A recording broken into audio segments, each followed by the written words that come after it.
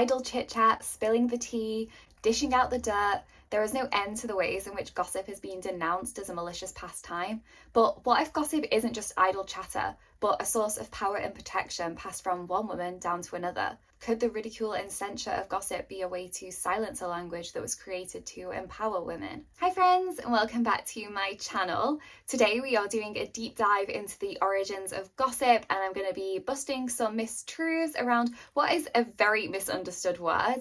Once upon a time, gossip was essential for the survival of humankind, and I'm going to argue today why it is still essential for the girlies, that this is not a shameful habit, but a language that we must reclaim. So this is going to fall as part of the Her Story is Our Story series, a series that is dedicated to helping the girlies become participants, not just pawns in the system. So if that does interest you, please do like and subscribe, because it really does help grow the channel and helps me to keep making videos like this.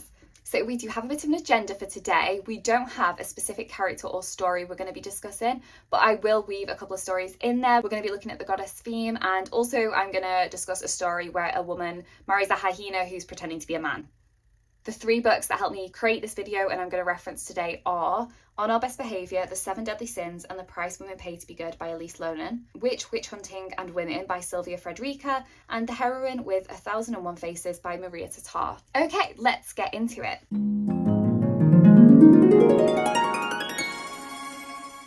So in Greek mythology, the goddess Pheme is the goddess of fame, rumour and gossip. Now, there isn't so much known about this particular goddess. She doesn't have like her own specific storyline that we can discuss. However, in most stories in which she is referenced, she is referred to as Zeus's messenger and is described as she who initiates and furthers communication. Now, Pheme was known to eavesdrop on both mortals and gods alike, and she would collect information that she heard by eavesdropping and then would share it. Initially as a soft whisper, and then would get louder and louder with what she was sharing, and so everybody would end up hearing the news. Now, this was good if you were in Pheme's favour, so if she liked you and she had positive things to say about you, this was great. However, if Pheme did not like you or you were no longer in her favour, she would spread malicious rumours about you. Pheme also appears in Homer's The Odyssey and the Iliad, but she's referred to as being called Ossa, not Pheme, but it is the same goddess. And in art, she is often depicted as having wings and holding a trumpet, which I guess makes reference to the fact that she spreads information. Now, I think the important thing to look at with Pheme is she does represent both sides of gossip. So gossip, when used for good, can be an incredibly powerful tool, which I'm going to get into a bit later. However, obviously, if you are spreading hateful and malicious rumours about people, gossip can be incredibly hurtful and damaging. And so something that I want to preface before we get into it is the quality of gossip is important. A quote by Barbara Neely goes, "The story might be like common gossip when told by another person, but in the mouth of a storyteller, gossip was art." The gossip we're referring to today is actually good quality gossip. So this is information that is being shared specifically to either educate, empower or protect. This is not just lies or hateful information that's being spread just to hurt somebody's feelings or to ruin someone's reputation.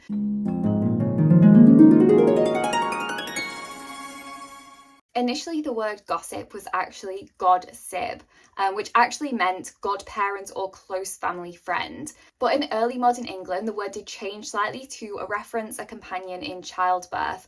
And then it progressed slightly again to reference a close women friend. And so even from the start of its use, the term gossip was associated predominantly with women, but it was used in a positive connotation. It wasn't until we moved into the Elizabethan era, into the mid-1500s, that the term started to change to have more negative connotations. And the reason for this is because in the Elizabethan era, this was the start of the witch hunts and the fear around witchcraft. So initially the witch hunts were actually targeting anybody. It was anyone who was considered to be a witch or anyone who was considered to have done something wrong. However, as we moved further into the period, it became more associated with women and targeting women and groups of women. And so in the mid-1500s, a lot of proclamations were issued to forbid women from meeting in groups and babbling. Or talking, sharing information. And these proclamations also told husbands that they must keep their wives in the house. So during this era, women's bonds were under threat, women's friendships were under threat. And as I said in one of my other videos about the witch wound, which is something that we still experience today, this fear of not being able to trust other women, a lot of this started because of this time period, because it was often women turning on other women, accusing them of being witches to protect themselves. So women were often tortured to do this, or they they were so fearful for their own life or the people in their lives that they would just turn on their sisters, their mothers, their grandmothers, their friends, just because there was so much fear around what could happen to you if you were accused of being a witch. Another interesting thing about this time period is the term gossip would change from being a noun over to being a verb. And this is actually something that I overheard in the British Library the other week. And this is actually because the verb to gossip first appeared in one of Shakespeare's plays. And so this transitioned the word from being something that described a close friend to being something that was an activity that you could partake in. And because it became an activity that you could partake in and something that was associated with women, it became something that could be punished. It became a crime, essentially, if you were known as women to gather in groups to chat and discuss. And so this then led me down a little bit of a rabbit hole where I discovered the thing of nightmares, which is the scold's bridle, also known as the gossip's bridle. So this is essentially an iron frame that was placed on the heads of women so they would not be able to talk. It was a form of punishment, and they would put it on you and then they would put you out in like your town or your village so that everyone could see you. Or alternatively, they would put a lead on you and they would parade you through the town or village.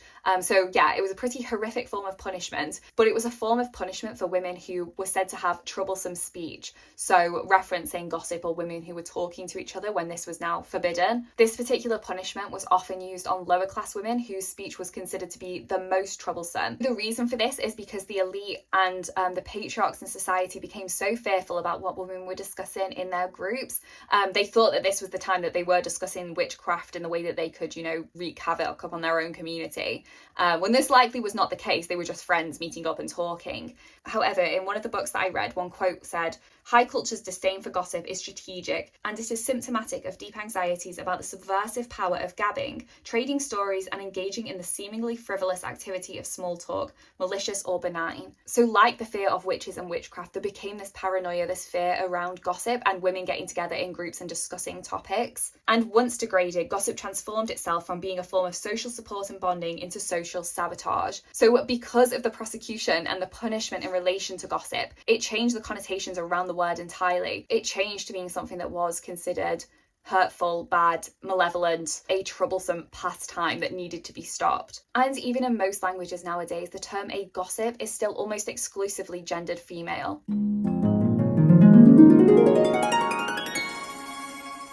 What I want to talk about now is why I think it's super important that women reclaim gossip as their own language. We're talking about good quality gossip still, so gossip that educates, empowers, or protects women. The first point that I want to talk about is storytelling. Gossiping is often linked to storytelling because that's essentially what it is. Stories are a powerful vessel for information and knowledge, and the great thing about stories is they incite an emotional connection to them as well, so they can often have a much stronger impact on the person listening than, say, a list or data can have. There's a big difference between somebody giving me a list of red flags that I need to look out for in interactions with men, if I'm dating a man, etc., compared to a woman telling me a story about her own lived experience with a man where he showcased certain traits, characteristics, and what the consequences of that were, or she heard that from another woman, for instance. That's going to hit so much harder because, as I said, stories have this emotional connection, and so they land differently and they can have a lasting impact and impression. So I'm more likely to be emotionally invested in the story that I'm told as opposed to a list that I just see pop up on a reel or a TikTok. And so the sharing of this information boosts social and emotional intelligence for women. When I was looking at images and artwork in relation to gossip, they often depicted older women or nursemaids telling stories to younger children or younger women. And I think this is significantly important because in the past, women were not able to tell their own stories. A lot of history is written by men because that's just how it was. Women often didn't have access to an education. A lot of women were illiterate, and even if they could read and write, they often weren't allowed to document their own stories anyway. So gossip became a way that women could share their stories to one another, and it kind of kept women's history alive. People talk about the ways in which a lot of women's history is lost, but I think that's because it was in this verbal format. It wasn't necessarily written down because it couldn't be. But that doesn't degrade the importance of it in the time period that this was happening. In these conversations that were happening at the time, they would have been essential and sometimes the only ways in which women could have shared knowledge and wisdom. Another reason why I think gossip is super important and needs to be reclaimed is because of the lasting bonds and trust that it creates. In many cases, Gossip is less about the stories told and more about the intimacy and bonds and trust that it creates through the process of sharing and listening. It creates a controlled and safe space to explore social constructs. Again, looking at the quality of gossip, this is conversation that happens in small groups between close, trusted female friends. This is not information that you're just spreading to anyone in society.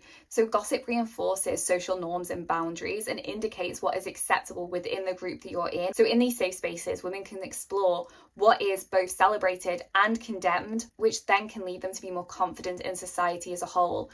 We can take the stories from other people and learn from them instead, and it creates a much safer environment for women to explore social constructs. But it can also be a way to share information of ways that you can progress and promote yourself in the world as well. Finding groups in which you can share your own story and you can hear other women's story, and you can do this in a safe environment, creates these lasting bonds and encourages trust amongst women, which I think is so important when we reference things like the witch wound that have come from that witch trial era where women were betraying women.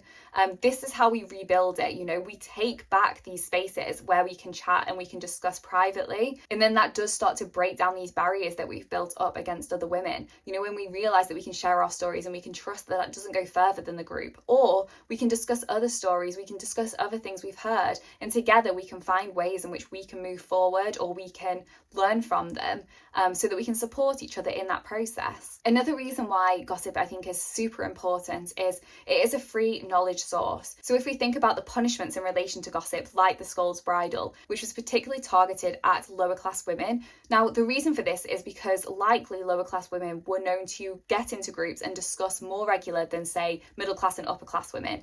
And I believe this is actually because it was access to information they wouldn't otherwise have. So lower class women would not have had access to an education. A lot of them would have been illiterate, and so this is a way that they could share and gain knowledge. One quote goes, "What is gossip's greatest sin? One possibility is that gossip knits women together to create networks of social interactions beyond patriarchal control and oversight." So this was actually a free space in which they could discuss certain topics that they probably otherwise would not be allowed to discuss. Now, this is probably one of the reasons why it was so condemned, because the patriarchs in society, the elite of society, probably didn't want lower class women having these discussions, gaining knowledge, gaining a greater understanding of the world that they lived in. But it was essential. This is so important. And obviously nowadays we're really lucky in a lot of places, not everywhere. We do have access to an education now. In the UK, I've always had access to education, even higher education. I know this isn't the case all around the world, and that is a big issue and something to discuss, but that is also why gossip remains important, because education still isn't accessible to everybody. It is a way in which we can share knowledge and information between each other for free. This is free, this is easily accessible. One quote says, "It serves as a resource for those without access to other options for securing knowledge." Knowledge shouldn't be at a price, but a lot of the time it is. But gossip is a way in which you can share your own lived experiences, the lived experiences of other women, and you can discuss and you can learn ways in which you are able to thrive more in society. Okay, and the last reason why I think gossip is super important and needs to be reclaimed by women is because I believe it's a tool for protection. Gossip can help us create a supportive network which can help us avoid social dangers and harmful individuals. So since prehistoric times, gossip has been used as a survival tool. Things would happen and then people would go back and they would tell stories about it. Dave would come back to the tribe and he would say, "Mike was eaten by a tiger. We definitely need to avoid tigers, or we need to find ways to safeguard the tribe from attacks from tigers." As times progress, we're no longer fearful of tigers coming to eat us as we're sleeping. However, the number one predator of women is men. And so gossip can be a really good tool to use to protect women from malicious men. And yes, I know not all men, but enough men that this is worth discussing. As we know, most women would pick the bear, and I think gossip is super important as a way to protect the women in your community or protect your close female friends, and because you're able to share stories about particular individuals who may not be good news. If Betty tells me a story about this guy called Dave, that he's really terrible and she's heard all this awful stuff about him, that protects me against Dave, because I'm then not necessarily, if he was to approach me, I'm not necessarily going to to entertain him because I already know this information. Good men also do this. Good men often participate in gossip if it means protecting the people that they care about. Oh my God, nobody comes down more on bad men than good men. Like, they will cut them from their friendship group like a hot potato, and then they will also go and tell all the women in their lives why they should avoid this person, and they bring receipts, right? And so it is important for women to share stories about their experiences with men or with specific men to safeguard and protect the other women in their lives. Additionally, it can be a warning against specific individuals. Like, women can warn other women about specific men who may be troublesome, who may be harmful individuals that they need to avoid. And unfortunately, without sounding too dramatic, this could actually be the difference between life or death for some women. We need to know who we need to avoid. This is why you can look online and you can find information about people who have committed crimes or are known to be abusive towards women. However, not everyone will actually be prosecuted for a lot of dangerous, harmful crimes that they commit against women. So actually sharing this information between us, having these stories, having this information that we can then pass on is so crucial. And on that note, I also want to discuss why I think this should be reclaimed by women specifically and safeguarded and protected by women. I don't think it's a good idea to gossip with men. Now, I'm not talking about good men who obviously want the safety and protection of women as well, like your dad, your granddad, your husband, or your gay friend Jim, who you love, and he loves a good gossip and he has really valuable information to share with you as well. I actually think it's dangerous to gossip with straight men that you don't know that well, particularly about other women, because you could be making that woman vulnerable. You should not give men access to information about women that they wouldn't themselves disclose. And a way to emphasize this, I'm going to tell you a story about a woman who married a man who was actually a hyena. So the story is about a woman who decides she would like to pick her own husband, which she does. And one evening when her and her husband are discussing, he says, "What would you do if we were to argue? How would you get away from me?" And she says, I would turn myself into a tree, I would turn myself into a pool of water, and I would turn myself into a pebble. And during this conversation, her mum is actually eavesdropping on her, and she calls her daughter aside and she says, "Keep quiet, my daughter. It is thus that a woman tells all her secrets to her man." And she urges her daughter to have a form of escape that her husband does not know about. And so the next morning, the wife and the husband are walking away from the village. And when they are far enough from the village, the man turns back into a hyena and tries to chase and eat his wife. As soon as the couple were out of sight of the village, the husband turned himself into a hyena and tried to catch the girl, who changed herself into a tree, then into a pool of water, then into a stone. But the hyena almost tore down the tree, nearly drank all the water, and half swallowed the stone. The girl changed herself into the thing which the night before her mother had managed to stop her from betraying. The hyena looked and looked everywhere, and at last, fearing the villagers would come and kill him, made off. At once, the girl changed into her own proper form and ran back to the village.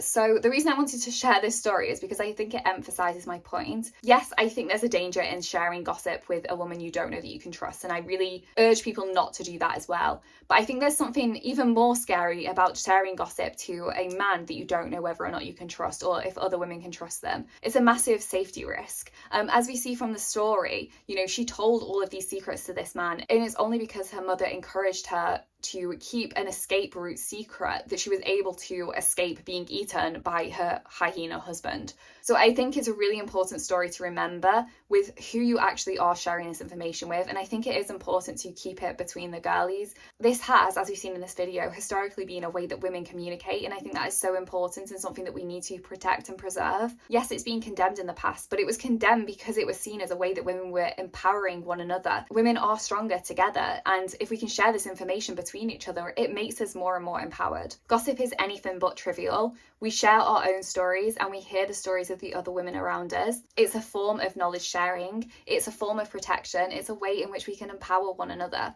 And essentially, it's a bridge between the past and the present. It's a way that we can carry the wisdom of generations. It's a sanctioned language that needs to be brought back in the light, and it needs to be protected by the girlies. It's a way that we can claim space and we can build trust in a world that often aims to isolate us from one another. And in a way, we kind of owe it to our ancestors to reclaim this. This is something for a time period was a punishable act. Talking amongst your friends was a crime. I feel like in reclaiming it, we give back something to the women of the past. But yeah, that is everything from me today. I hope you've enjoyed this video. I would love to hear your thoughts below as usual. And yeah, I will see you in another video.